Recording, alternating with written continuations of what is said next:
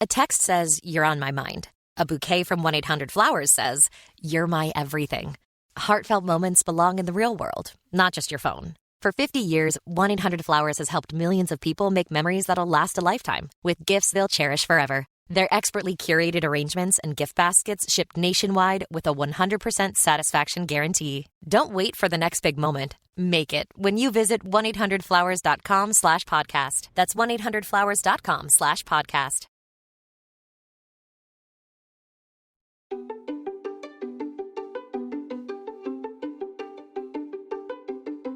I'm Kourtney Smith. And I'm Elyse Sharp. And we are two nerds who are here to make Shakespeare easier to understand.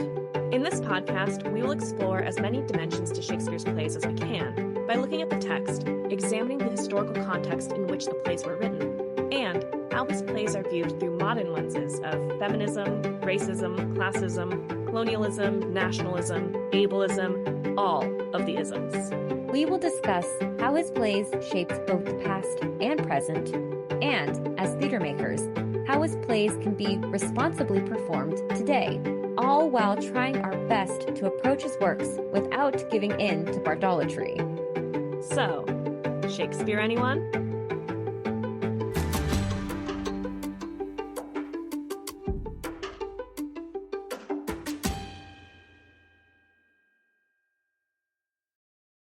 Hi, listeners. Want to support Shakespeare Anyone? Visit shakespeareanyone.com/support or check out the links in our episode description. Now, onto the episode.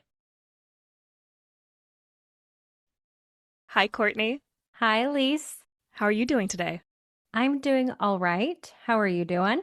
I'm also doing all right. I know we both had to take a moment of zen before we jumped into the booth today. We were texting each other let's start at a loose start time so we can take a little breather from life, prepping for the episode and diving into recording. But I am really excited to talk about our topic today. We've talked about plays for the court before and the pastoral setting as a setting for satire, when we've talked about Twelfth Night and when we've talked about A Midsummer Night's Dream. And As You Like It sort of exists in a Venn diagram right in the middle. It happens to do both. It's a pastoral setting and it has a lot of sort of courtly satire elements. And so today we're really looking at how As You Like It satirizes, and we'll come up with a much punchier title. Yes. Right now, listeners, we're in the exploration phase. We've got this Venn diagram. We have these things that we know overlap, and then we will have a sharp title that says, As You Like It. Something, satire, pastoralism. Plays for the courts. We will find that title together. Yes. But yeah, it is this sort of satire of the court's relationship to the country and its conceptions of the country. And we're going to find a way to make a fun title for it. Yes. But first up, we have some little housekeeping as usual. We have been just quietly adding merch to our merch store all summer long. We've got some tank tops, and we just added a car magnet that came from the brain of Kourtney. And I designed it up, and we put it onto the website right before recording this episode. So if you want to check those out, head over to shakespeareanyone.com/shop. We've also got, it's about to be back to school season, we've got some notebooks, notepads, and laptop cases that can add a little bit of Shakespeare fun to your back to school season. And even if you're not going back to school in the traditional sense, we know that a lot of people are really interested in their own personal curriculum, and the fall is upon us. So pick up those things for your own fall personal curriculum and back to school. We are here to bring a little bit more whimsy to Shakespeare through our merch and make some stuff that we don't see anywhere else that we want and that brings a smile to our faces when we see it out in the world. So again, that's shakespeareanyone.com/shop. Now, to get into our topic today, let's start off, Kourtney, with what were the early moderns doing with satire? That is a great question. And we have talked about satire before. You mentioned we've talked about satire in Hamlet. We've talked about satire in Midsummer. We've talked about satire in Twelfth Night. It's everywhere. It's very abundant. And In some ways, I think Shakespeare should be credited also as being a satirist because he does like to poke fun at things. He specifically likes to poke fun at the pastoral genre. Yes, yes, he does. And so I have two articles today. I have sections from Satire and the Aesthetic of As You Like It by Tristan Samuk. And I also have the article As You Like It, Pastoralism Gone Awry by Albert R. Cerrillo. I'm going to start with the Satire and the Aesthetics of As You Like It article to talk about art and life and where satire fits in with this combination of art and life. Samuk begins the article by noting that regardless of the lens, whether it be looking at As You Like It from gender, sexuality, class, environmentalism, etc., they argue that there is one constant in As You Like It scholarship. Quote, As You Like It is a play for people who want their world to be different, to change, or at least change back, unquote. And through this lens, As You Like It attracts readers who are disposed to satire.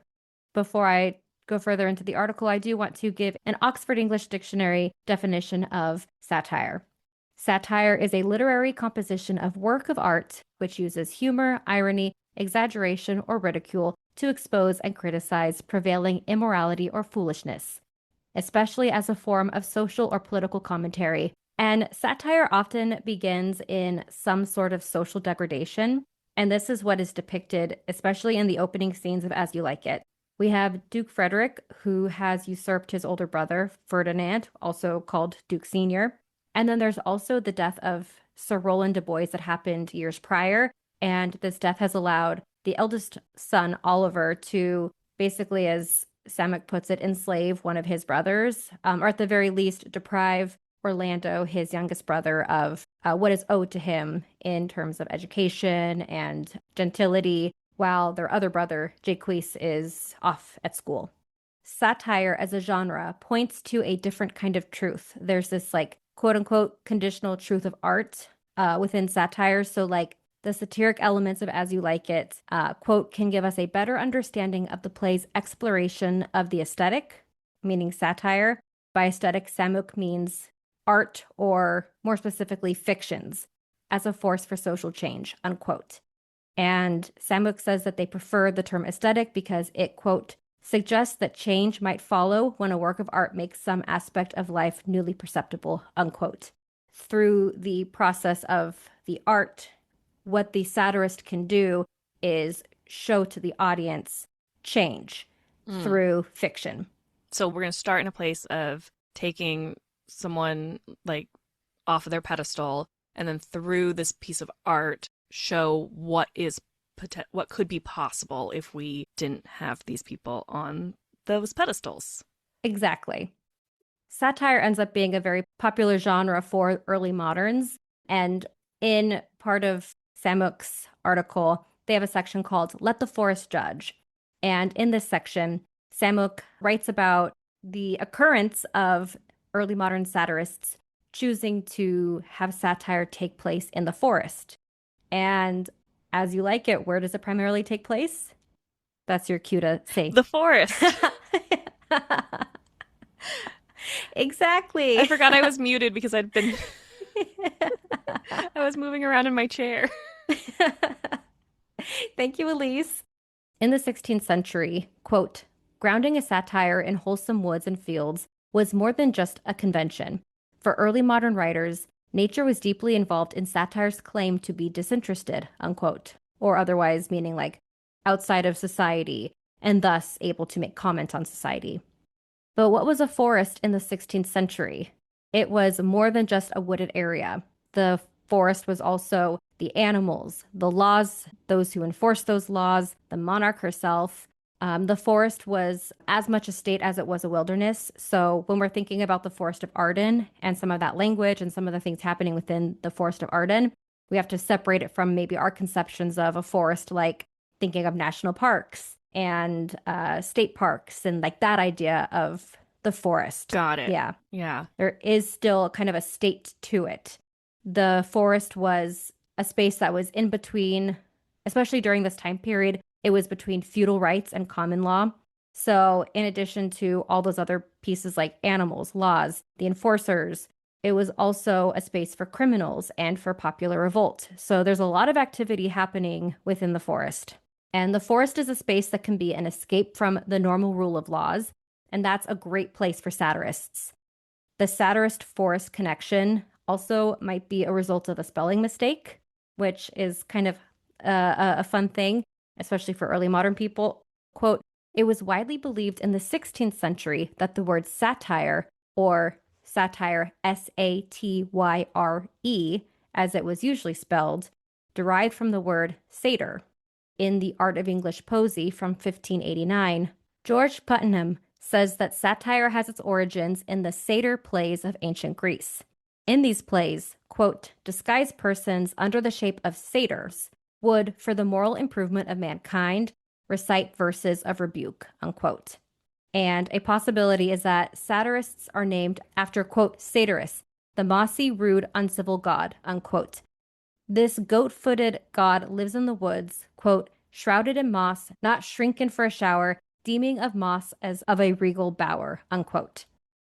When looking back at early modern satires, not all early modern satirists, the character that was satirizing, live in the woods, but a remarkable number of the period's literary forests have a resident satirist, a speaker who uses his rural vantage point to critique and attack the vices of society. And so even though satire was an urban form of literature taking place like by playwrights who were writing in the city, especially the cities of London or other like Renaissance cities, this connection to the forest has always been an important part of satire. First, the medieval complaint tradition had peasant speakers like Piers Plowman, who is a character from an allegory from the late 14th century, was a satirist who knew the truth about England's political and religious institutions and made comment on that through the allegory. Even before the medieval period, Roman satire features speakers who feel compelled to escape to the country. Juvenal's character Umbricius recounts the evils of urban life as he lives in the country. And so the idea of a speaker emerging from the woods to tell the truth about society's hidden flaws was widespread in culture. And for many writers, satire was a way of thinking about truths, and the forest was distant enough to, quote, provide access to real knowledge about the world, unquote. So with all of that, Shakespeare's satirical Forest of Arden is a tradition of poets using the forest to critique society. One example is the works of Thomas Drant, who was the first English translator of Horace's satires, and Ben Jonson's collection of poetry called The Forest from 1616 uses the setting for law, power, nature, and culture to intersect. And then later than Shakespeare's time, there is a book of stories called Dendrologia, Dodona's Grove, or The Vocal Forest from 1640 by James Howell that uses talking trees to analyze British politics under the Stuarts. So in this way, British forests have always been associated with knowledge. It's outside of the city, it's outside of the court, and a space for satirists to play with their observations and their commentary on the goings-on of the society that they live with, but from a distance. Got it. So it's also a lot like how when we talked about Julius Caesar, we talked about like setting things in a place that was, because, you know, there were all these laws that prevented what Shakespeare could talk about on stage, like setting something in a political thriller in Rome that mirrors recent events. Setting something in a forest can also allow for some plausible deniability when you are including some critique or making fun of some very powerful people. Yes, totally. And similar to some of our characters we've already looked at, like Ophelia when she goes mad, or Edgar pretending to be mad, those outsiders have the capability also of plausible deniability. Shakespeare is so clever for plausible deniability. Right. And so what I want to do now is, I've talked very briefly about satire. There's a lot more to go into for satire, but for the purposes of the episode today, I want to now move into pastoralism and talk about pastoralism. And I know that your reading also is about pastoralism, but we at least have these foundations of like satire was popular. It was a style that writers used often, and it served a certain function within English society. As we've said many, many times, Shakespeare likely satirized the pastoral tradition. So let's talk about it.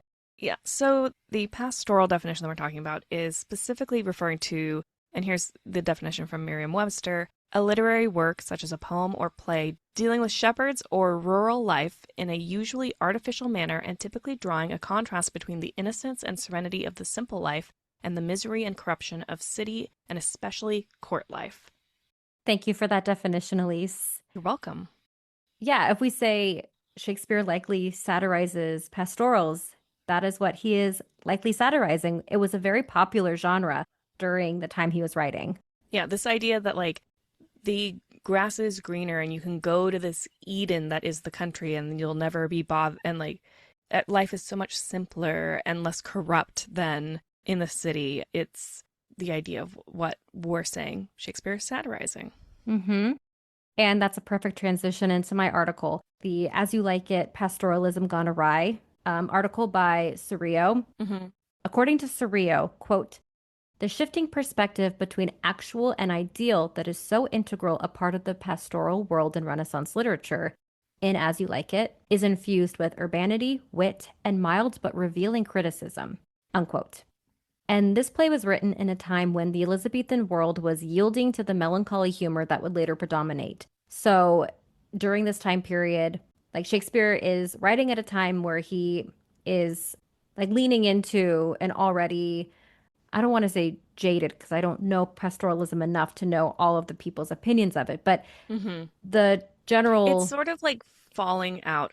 It's fashion. not like the most fashionable thing, but the Queen likes it. Like it's something that was super popular in the previous decade or two. It sort of hit its peak with like Philip Sidney and like Edmund Spenser. Yeah. Those big names. But like the new playwrights and poets who are coming up alongside Shakespeare are kind of like, this is not my cup of tea. This is cringy. Yeah. And I like you bringing up too Sidney's Arcadia and Spenser's the Fairy Queen. Yeah. And so Shakespeare infuses the play As You Like It with the romantic and idealistic elements inherent in a pastoral romantic comedy, with the, quote, down-to-earth attitude towards real life which undercuts the polite fictions of pastoral convention, unquote. Cirio argues that Shakespeare, in making the Forest of Arden a temporary retreat from the Machiavellian court, there is a suggestion that the ideal, the pastoral, should be the foundation of the real, the Machiavellian court. But Shakespeare also consistently undercuts the pastoral convention as a convention, suggesting that the ideal of the pastoral is not an end in itself. So instead, the world of possible, the pastoral, should inform the actual, the court. And pastoralism gives an image of the high ideas towards which life should be aiming. According to Renato Poggioli, quote, pastoral poetry makes more poignant and real the dream it wishes to convey when the retreat is not a lasting but a passing experience, acting as a pause in the process of living, as a breathing spell from the fever and anguish of being, unquote. So the pastoral really is, it's an experience that contrasts with the quote unquote process of living. So it's like a pause from the hardships of real life, but it doesn't actually have sustainability. And it reminds me of like when I'm stressed out and I decide to watch a cottagecore video or watch somebody on YouTube talk about farming and gardening. Yeah, it's so funny. And I think that our pieces are going to start blending together. This article of yours and my first article, which I'm just going to introduce right now, which is Judy Z. Cronenfeld's Social Rank and the Pastoral Ideals of As You Like It. Because you're talking about like this, when you're stressed out, you sort of like, you consume content that is about this like idealized world. Yes. And Cronenfeld says that like as a genre, some pastoral literature portrays or nostalgically longs for, quote, idyllic, feudal, patriarchal relations when service sweat for duty, not for need, unquote. AKA, it's this aristocratic longing for a past golden world that never existed where they don't have to deal with differences of class. So it's like, I just wish I had I wish I could go and like spend, like unplug and spend some time in the good old days. Yeah. Which is such a some things never change. Yeah. Kind of running theme in our entire podcast. Yeah. And Shakespeare's Forest of Arden gives the transitory retreat. So we're talking about unplugging, separating ourselves from the hardship and all those sorts of troubles that we experience in our day-to-day life. Arden gives the transitory retreat an added dimension, one that, quote, exposes the fallacy of accepting the pastoral as an end in itself, just as much as it points to the foibles of life in the world, unquote. So there's this reconciliation in the Forest of Arden between the actual, which would be like the court or the city, and the ideal, that pastoral country life. And this reconciliation between the two is subjective and based on individual outlooks towards life. And Harry Berger's study of the Renaissance mind says, quote, a major theme of Renaissance literature centers on the techniques of controlled and experimental withdrawal into an artificial world, a second nature created by the mind, unquote. He goes on, quote, the second world is the playground, laboratory, theater, or battlefield of the mind, a model or construct which the mind creates, a time or place which it clears in order to withdraw from the actual environment. It may be the world of play or poem or treatise, the world inside a picture frame, the world of pastoral simplification, the controlled conditions of scientific experiment. Its essential quality is that it is an explicitly fictional, artificial, or hypothetical world. It presents itself to us as a game which, like all games, is to be taken with dead seriousness while it is going on. In pointing to itself as serious play, it affirms both its limits and its power in a single gesture. Separating itself from the casual and confused region of everyday existence, it promises a clarified image of the world it replaces, unquote. Yes. My reading would essentially agree that, like, Cronenfeld says that the genre suggests that, quote, the natural world itself approves and reinforces the social hierarchy, unquote. So there's this idea that, like, nobility is innate, and these things that, like, we establish at the court are sort of innate. And while, quote, courtliness can be vicious, true blood nobility, unquote, cannot be produced by environmental factors. So a noble can be raised, quote unquote, rustically, like Perdita or Orlando, and their true nobility will still shine through, but a rustic can never be made noble. And Renaissance writers were particularly self-conscious about this, like, faux rusticity, and similar masquerades were, quote, pretenses made to be seen through. And this is specifically referenced in Baldassare Castiglione's Book of the Courtier, Book 2, and like Sidney's Arcadia have this sort of like comment of like, we know this is pretend, and we are putting on a show of it being pretend. Yeah, and they have to, like, they take it with so much seriousness in order to be able to, I don't know if this is what your article is saying, but what I'm gathering from that is, like, in tandem with Berger's writing, like, even though they know it's a game, they take it with all seriousness while they're playing it. Yes. And it's also, like, made for people to know that, like, oh, they're doing this for fun. Yeah. Yeah, which is so unfair for the, like, people who actually live this. Yeah, they're being tourists in other people's lives. They're Marie Antoinette playing peasant, you know? Yes. That sort of, yeah. Yeah. Yeah, and the Forest of Arden is a second world, like the second world that these nobility wanted to play in. It's a second world for those from the court who escaped the forest. Surrio notes that also, like, we as audience members go into the theater and we experience this kind of second nature ourselves as we watch the entire play that's separated from real life, but we accept it and we, suspend our disbelief. And this is not the first Shakespeare play that we have covered that uses the pastoral genre. You've mentioned as well that we've covered Midsummer. However, the effect of the forest is different between the two plays. So Midsummer's forest is full of confusion and madness, whereas the Forest of Arden is a refuge where sanity is restored and order exists. But the Forest of Arden and the court are not separate entities. It is not one or the other. There is a combination of both. Quote, the real world is Arden and the court fused, simply because the world of business must be part of life since the fall when man had to move out of his garden or rustic paradise, unquote. The movement in the play is court to forest to court again because, quote, these people, that is, real people, cannot live in a fictive Arcadia, though they can carry it back with them as an informative ideal for life, unquote. The characters in this play need the Arcadian experience that they gained from the Arcadia Arden. They can't stay there, but they can learn lessons and then return to the court And much like those, satirists that are pointing out those foibles in order to then return to the court. Even though we are going to focus a lot on the court that goes out to the forest that escapes, I want to point out that there are natives of the pastoral world. Those natives to Arden are Corin, Silvius, Phoebe, William, and Audrey. The rest of the characters are outsiders who escaped to the forest for refuge. For example, Duke Sr. fled to the forest after being usurped by his brother. Orlando tells Adam he is treated no better than a rustic and heads out to the forest to avoid death. And Rosalind and Celia escape to the forest for Rosalind's banishment.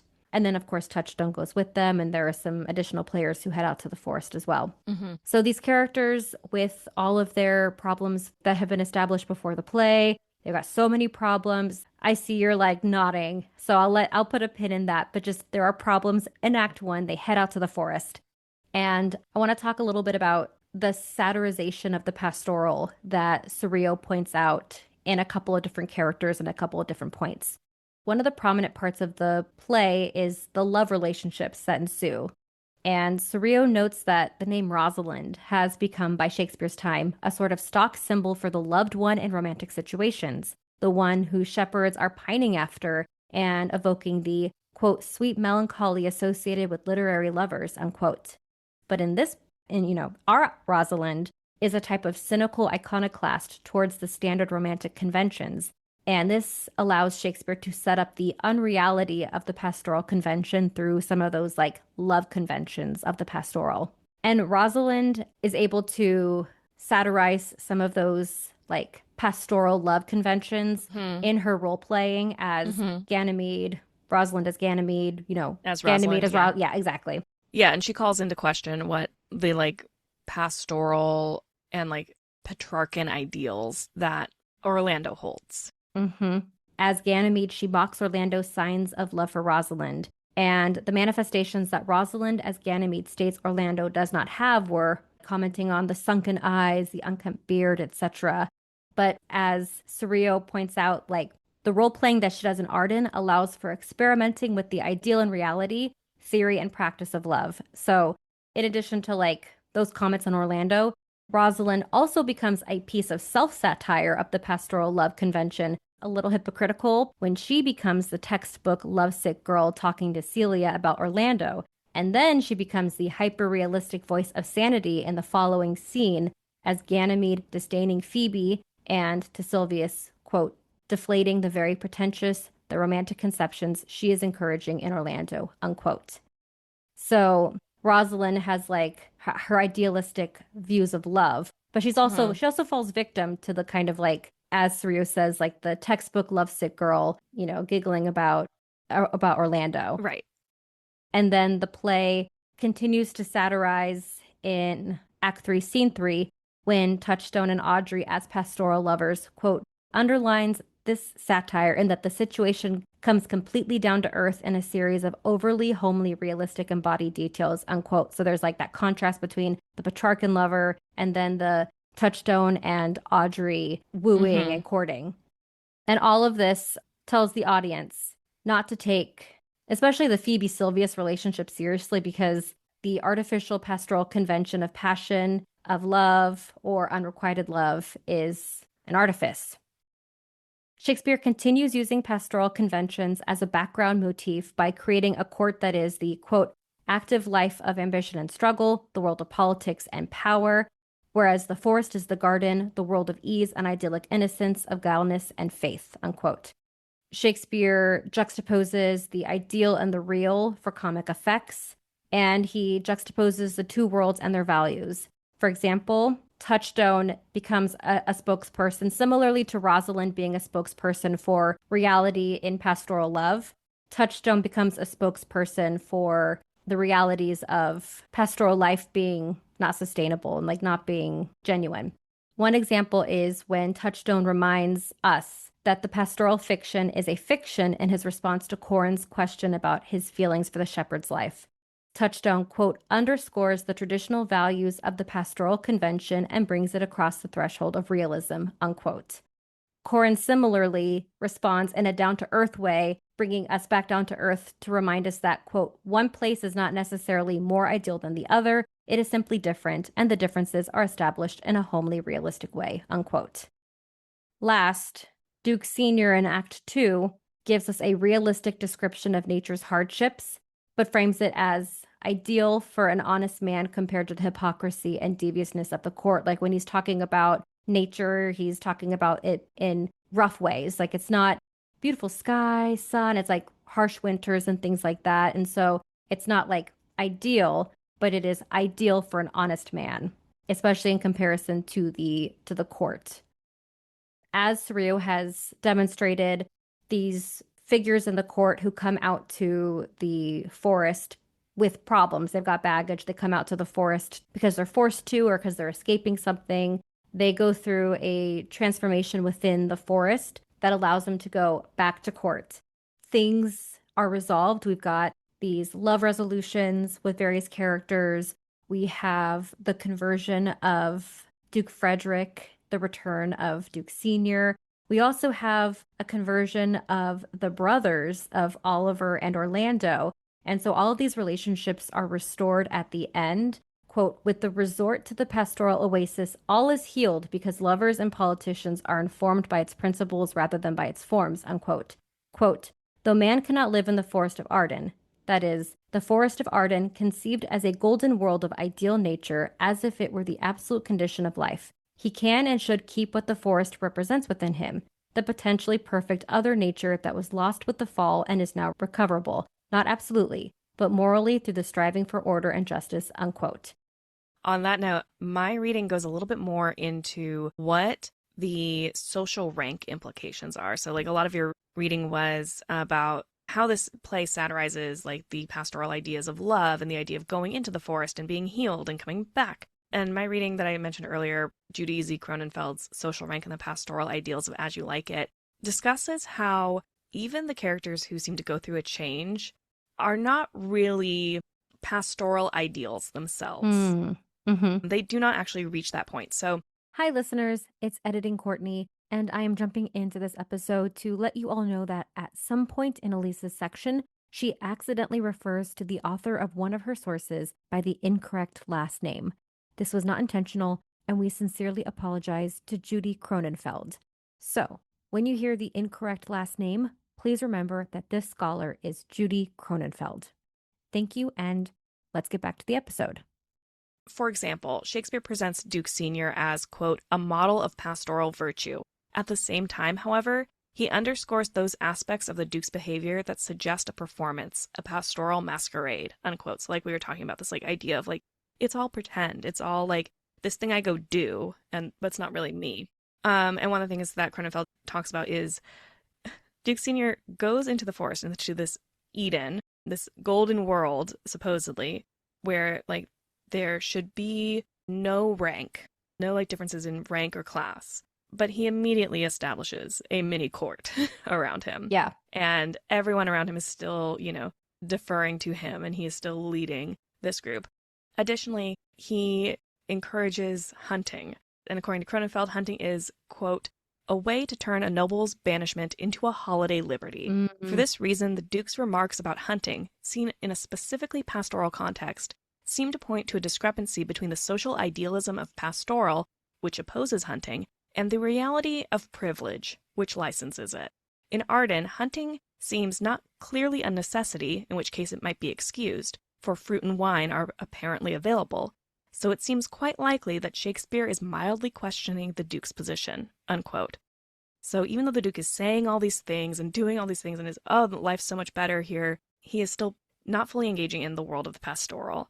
And like hunting specifically is a non-pastoral activity because it is, quote, the prototype of the exploitation of many by man and of war, and unknown in the vegetarian and communal golden age, unquote. That like the idea of the pastoral is trying to reach for this and experience this, like going out into the forest. It lets you experience this golden age that never existed, right?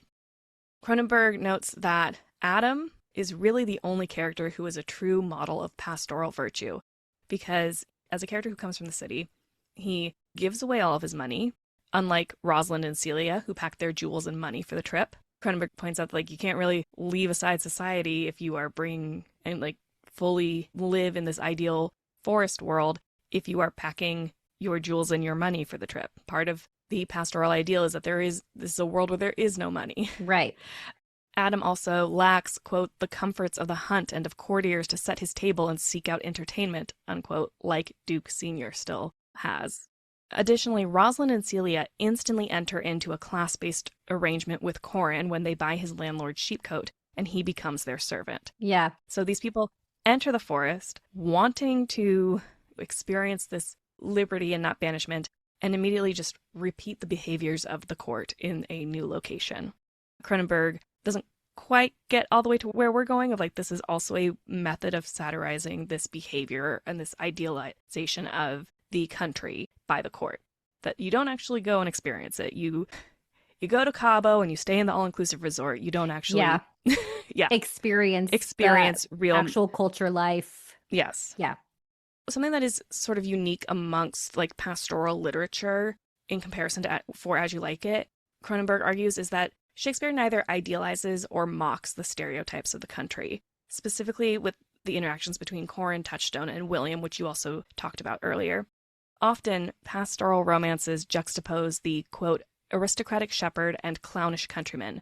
Shakespeare refocuses the tension in the figures of Touchstone and Corin. The usual contrast between real gentlemen pretending to be shepherds and the burlesque version of the countryman here becomes a contrast between the pretended gentleman and the real shepherd. In giving Touchstone so transparent a game of social one-upsmanship to play, Shakespeare implies that the claims of some nobles to status are based merely upon such words of condescension, unquote. So by putting Touchstone in the role of pretending to be an aristocrat and treating these natives to Arden badly, it allows the satire to be more pointed of how real aristocrats are treating the country. Pastorals also, as a genre, generally contrast the courtly versus clownish lovers. And, quote, the relation between William and Touchstone is almost a parody, unquote, of this because Touchstone is pretending his difference in rank to William. Quote, William seems to be a true country clown, yet at the same time he is a counter to all pastoral stereotypes, unquote. Other country clowns would be amusing to the court because, quote, their imitation of courtly wooing in a country style allows noble condescension. William, on the other hand, cannot be mocked, because he is unaware that he has been presented with superior skills, unaware perhaps that anything significant for him has even transpired. In ridiculing William, Touchstone runs at an open door with a battering ram, unquote. So and you talked about William and Corin being these just like so down-to-earth, genuine people, and it sort of being this like reset for the pastoral. Cronenberg is arguing that like it also creates a satirization of, one, the genre and these stereotypes in general. It's providing a counter, Shakespeare's providing a counter to those stereotypes by presenting the country folk as not clownish, not inherently stupid or less than the courtiers who are playing tourist in the forest. And then by like putting Touchstone in the position to be the ridiculer as the actual aristocracy does, it has ridiculed, and as pastorals have historically ridiculed these stereotypes, it points out the problem inherent in doing that. And does that make sense? It does. And it made me think too about Shakespeare's own lived experience being from the countryside. I can't get over that with this play. That like, here is a playwright who grew up in the countryside and now is in the world of the court and is seeing people talk about the countryside in this idealized way, and also in this, stereotypical, engaging in stereotypes of the country. And he is now writing a play that specifically undermines those stereotypes, satirizes the court itself, and satirizes the genre in which reinforces those stereotypes and this behavior of coming to the country to find yourself. It adds a layer of like pointedness. It's pointed to all of this. The satire gives a lot more meaning to all of these different characters. And usually I tend to see in production the characters of lower class be ridiculed or not invested in as much. There's just this possibility that like Shakespeare was pushing back against that, which makes me like him so much more. Right. Yeah. And I agree with that, that sometimes we see very stupid Audrey. Sometimes we see like modern stereotypes placed on top of these characters because of their lower class. What Cronenfeld seems to argue here is for a As You Like It where these characters are not presented in a stereotypical fashion. And I would love, much like we've talked about how violence towards Ophelia isn't inherently in the text, or violence against Juliet isn't inherently in the text, these stereotypes are not in the text. Mm-hmm. I mean, William might be very simple, but he, for the point of he can't be fooled, he can't be made fun of because Touchstone's jokes have nothing to land against. I love that. I'm thinking of just how fun it would be to have like an Audrey that's in on making fun of the Pastoral versus being stupid. Mm-hmm. Like she's in on Touchstone's mocking of. But she's meeting him where she's like, she's playing it from a place of, you think I'm stupid. You think that I'm, and I'm going to play into it because I'm smarter than you. Mm-hmm. I too am like, I would love to see an Audrey who is Touchstone's match in many ways. Yeah. Like, tradition holds that Shakespeare may have played Adam and William, which I think is also hilarious. That he, if true, he would play the only character who's a true model of pastoral virtue, and then a character who undermines a stereotype of the country. That's a power play. Mm-hmm. That's like what is in the text, what is more the satire. My next reading is more about why might satire have been appropriate. We talked about this in Stuff to Chew On, that there is a new argument, relatively new. This article is from 2003. Like, relatively, when we're talking like 400 years worth of Shakespeare, right? Right. This idea that this play was originally performed on a specific date, Shrove Tuesday, 1599, and which then would make this a play for the court, which means that it is a ripe opportunity to present satire about the court in front of a courtly audience. So my next reading is Juliet Duesenberg's Pancakes and a Date for As You Like It. Duesenberg starts off by addressing the counterarguments, the other dates that have been proposed. So I'll start with that. Primarily, there's the idea that As You Like It comes after the building of the Globe and is like one of the first plays to open the Globe. And to that, Duesenberg says, quote, Tiffany Stern points out that the suggestion that As You Like It postdates the building of the Globe in 1599 originated in 1886 with the notoriously unreliable Frederick Gard-Flier, who hypothesized that the All the World's a Stage speech echoed the motto, quote, allegedly inscribed around the new theater's circumference, totus mundus agit histrionem, all the world plays the player. But the existence of the motto is by no means certain, unquote. Also, the date arising from a, quote, possible topical reference to the bishop's order of 1st June 1599 for the burning of satirical books is equally unconvincing. The license of satirists was a stock complaint of the 1590s, unquote. So, as you mentioned, satire's popular. And as we know about the early modern era, if something's popular, there's also going to be people complaining about it. Yeah. People didn't like satirists for like the entire decade. So just because that, Shakespeare's referencing people not liking satirists does not mean that this came after the burning of satirical books. Then the next idea that she addresses is the idea that it was produced at court for King James as the first Shakespeare play seen in the new reign. This was, quote, set in motion in the 19th century by William Corey, unquote, who claimed to have seen a letter from the Countess of Pembroke to her son that referenced Shakespeare being at court at the time. Quote, that letter has never turned up, unquote. Another scholar, Leeds Barrell, backs this idea of it being for King James because the list we have of plays performed at court in the 1604 to 1605 season does not include As You Like It, and so Barrell suggests that this means that As You Like It must have been performed the previous year. This, Duesenberg says, is the best argument for the 1603 date. So, those are like the three other proposed dates and the holes that she pokes in them. Now, as we mentioned in Stuff to Chew On, the argument for the Shrove Tuesday performance in 1599 is largely due to this discovery of a epilogue in the commonplace book of Henry Stanford, who, as we mentioned, was chaplain and tutor to the household of George Carey, 2nd Baron Hunsdon, and Lord Chamberlain from 1597. So somebody who would be interested in what the Lord Chamberlain's men were doing on Shrovetide.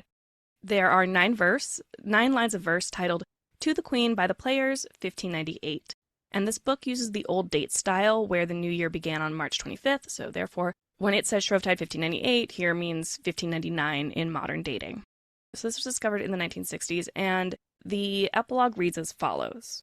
As the dial hand tells o'er the same hours that had before, still beginning in the ending, circular accompt still lending, so most mighty Queen we pray, like the dial day by day, you may lead the seasons on, making new when old are gone, that the babe which now is young, and hath yet no use of tongue, many a Shrovetide here may bow to the Empress I do now, that the children of these lords sitting at your council boards may be grave and aged seen of her that was their father queen.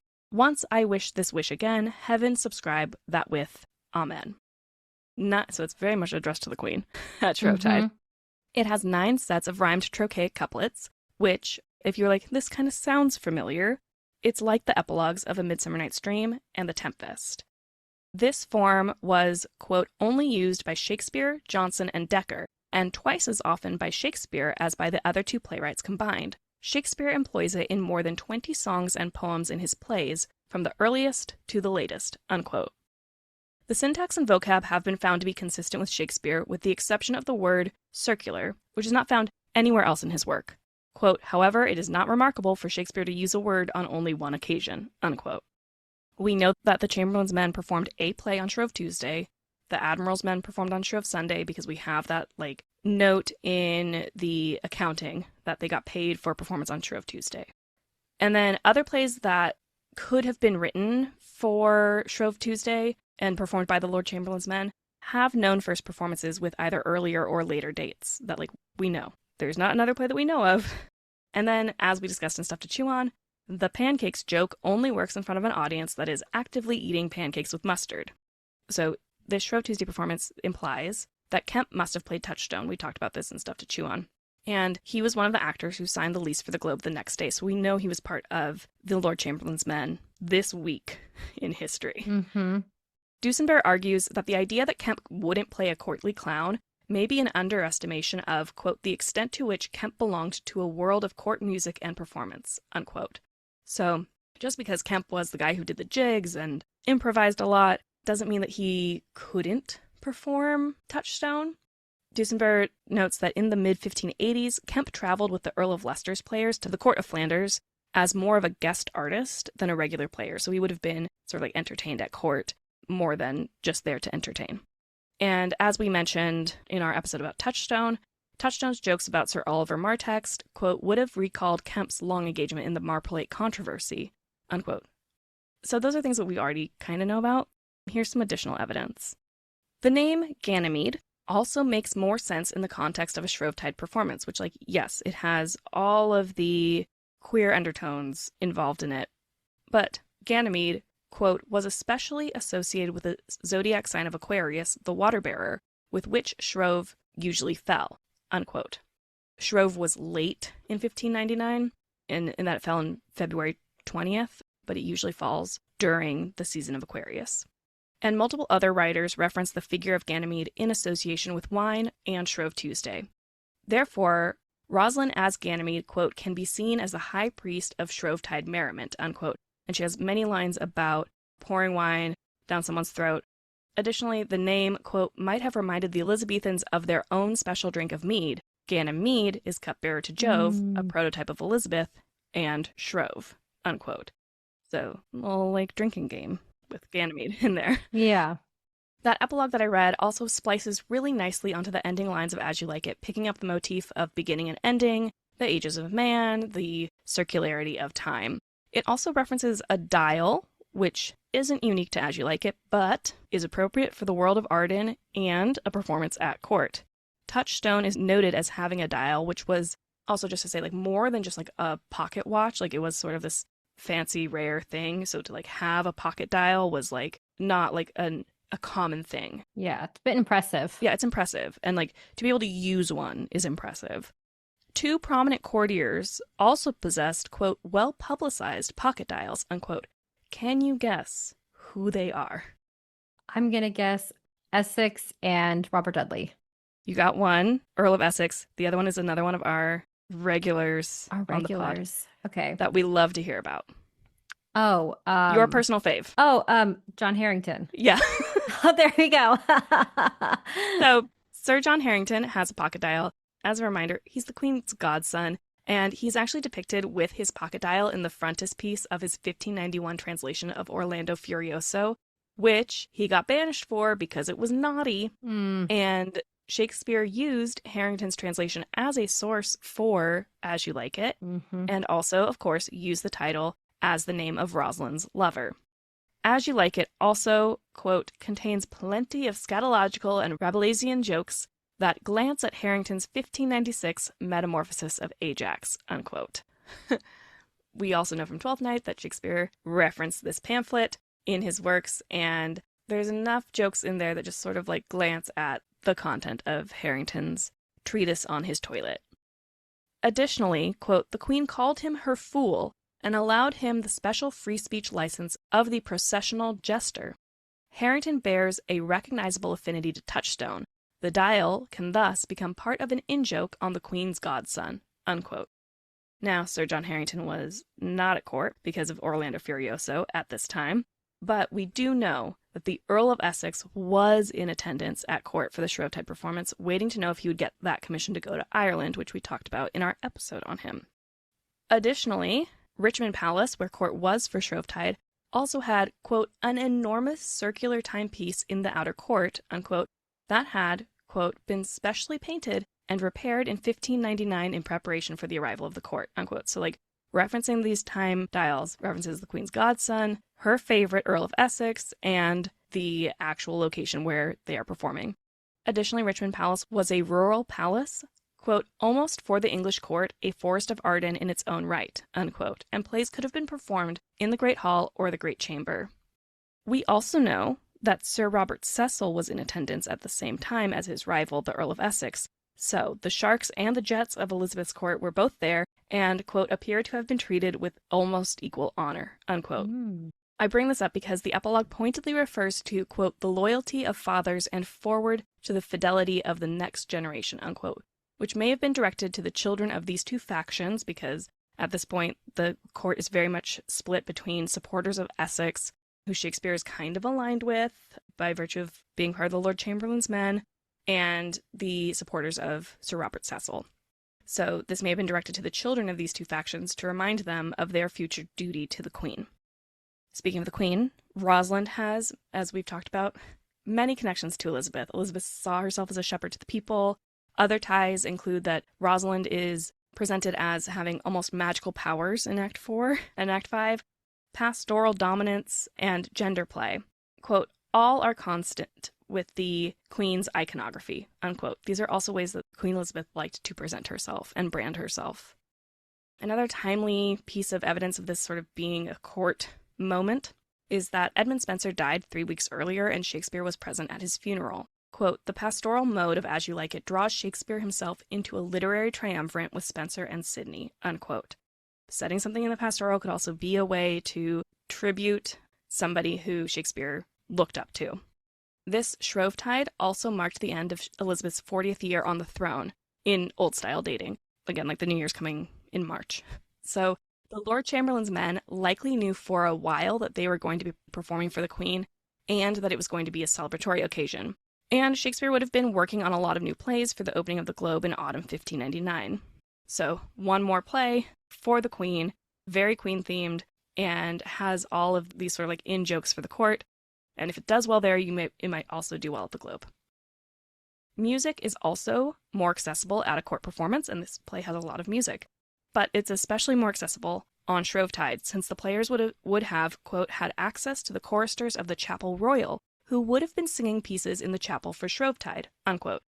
This may also explain the two random pages that appear in 5-3 to sing It Was a Lover in His Lass. The Lord Chamberlain's men typically had 4 boy actors at this time, but all of them would be really busy as Rosalind, Celia, Audrey, and Phoebe at this point in the play about to enter for the final scene. So who are these 2 random boys who show up to sing? It would be helpful if there was a choir nearby. This song also has another court connection, as its composer, Thomas Morley, would have been in attendance at court. Morley was Shakespeare's neighbor in Bishopsgate and may have supplied the manuscripts of the song being It Was a Lover in His Lass. Morley had a monopoly on printing musical manuscripts, so the way to be able to have some of this music would have been doing it at court in conjunction with Morley. So, all of that to say, this play existing at Shrovetide in 1599 at court means that all we've been talking about with the pastoral mode, which at this time, quote, was always covertly political, unquote, was intentionally chosen to speak to this courtly audience. And that's why Midsummer, Twelfth Night, As You Like It, have all these Venn diagram crossovers. They're all for Elizabeth. Mm-hmm. And her court and her court, yeah. It's speaking more directly to them, and there's more in these comedies that is speaking directly to and criticizing the behaviors of the court than some of the tragedies are able to do, right? Right. And especially during Elizabeth's time, spoonful of sugar their way into showing a social truth. Correct. Yeah. Wow. I think all of this satire, pastoralism, the court performance, the evidence to support it, just that elevates As You Like It to be so much more than just a play in the forest, mistaken identity, some clowns. There's so much more bubbling underneath the surface that you have to dig towards to really hopefully elevate the play when you put it on. Right. I also forgot to mention, one of our Instagram followers, Leah, asked on a recent post of ours, are the Dukes based on Essex and Cecil? And I was like, not explicitly right now if we go by this Shrovetide date, but there has been this drama that could suggest the idea of banishment. And then there is this tension between these two men that could be, in my opinion, sure, a source for Duke Sr. and Duke Frederick, but also Orlando and Oliver. This idea of someone belonging at court and someone not. So not maybe a direct insert in the way that Touchstone might be John Harrington, or that we see the Earl of Essex in other plays directly inserted, but could have definitely informed the characterizations of the rivalries. Shakespeare is so cool. I'm glad you think so too. Wow, this is so fascinating.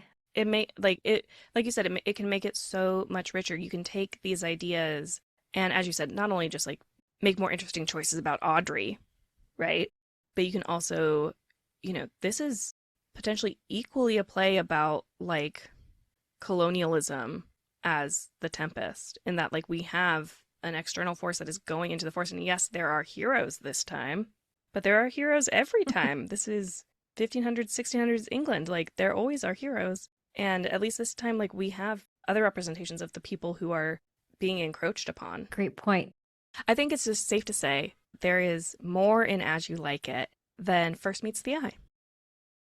And that's a deeper look at satire in the pastoral genre in As You Like It. Maybe that's our title. Okay. Maybe so. Something like that. Thank you for listening.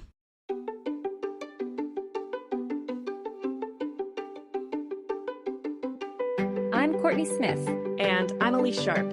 This is Shakespeare Anyone? Thank you so much for listening to Shakespeare Anyone. Works referenced in this episode are available in the episode description.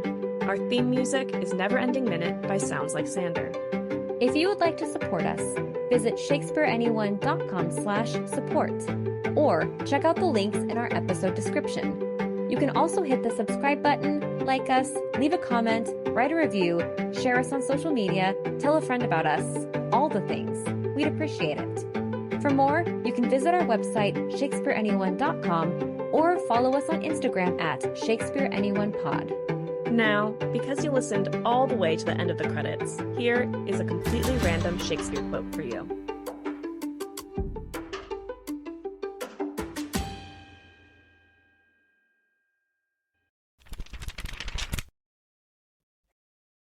From Troilus and Cressida, Act 5, Scene 1, said by Ulysses.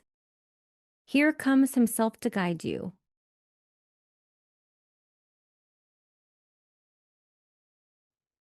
A text says you're on my mind. A bouquet from 1-800-Flowers says, "You're my everything." Heartfelt moments belong in the real world, not just your phone. For 50 years, 1-800-Flowers has helped millions of people make memories that'll last a lifetime with gifts they'll cherish forever. Their expertly curated arrangements and gift baskets ship nationwide with a 100% satisfaction guarantee. Don't wait for the next big moment. Make it when you visit 1-800-Flowers.com/podcast. That's 1-800-Flowers.com/podcast.